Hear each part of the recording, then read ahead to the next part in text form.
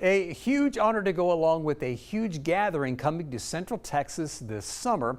And our guests here from Friends for Life, the local nonprofit that provides services and programs to increase the quality of life for seniors and people with disabilities, are at the center of it. Friends for Life will be co-hosting the National Volunteer Caregiving Network Conference June 11th through the 13th at the AC Hotel in downtown Waco. Here to tell us all about it and its impact is Friends for Life Executive Director and 2025 Remarkable Central Texas Woman of the Year, Inez Russell, and Christine Smith, a volunteer for Friends for Life. Christine and Inez, welcome. Thank you. So glad to have you here. Tell us all about the National Caregiving, the National Caregiving Network Conference. I practiced that like 5 times and we got it right. Tell us all about it. We are bringing nonprofits from across the country who use volunteers to provide services. They're going to come to Waco and they're going to learn all kinds of things, and we get to show off our city.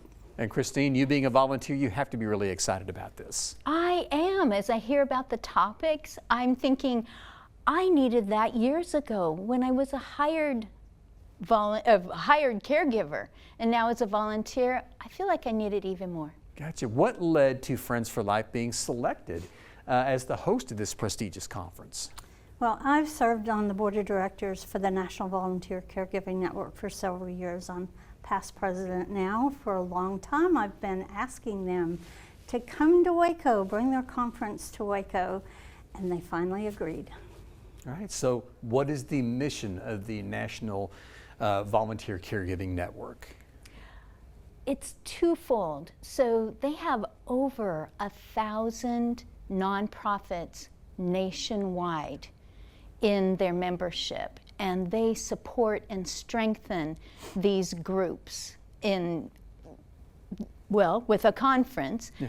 And then also to start some sustainable, really necessary gap fillers as programs to start up more of these caregiving programs that use volunteers specifically. So what can you tell us, Inez, about some of the topics that will be at the conference?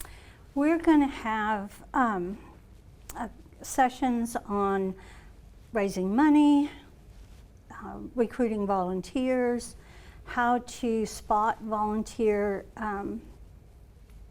burnout. Yeah. Exactly. Yeah. And compassion fatigue. Yeah. Yes, compassion fatigue. We're going to talk about navigating, leading a nonprofit through challenging times, and we're especially going to focus some time on standards. How do we make sure we're all at an excellent level of standard?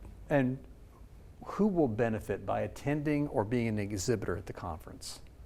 First of all, the leadership. In each of these situations, the leader may be the only one in that region that's doing what they're doing with volunteers, a big host of volunteers, we hope.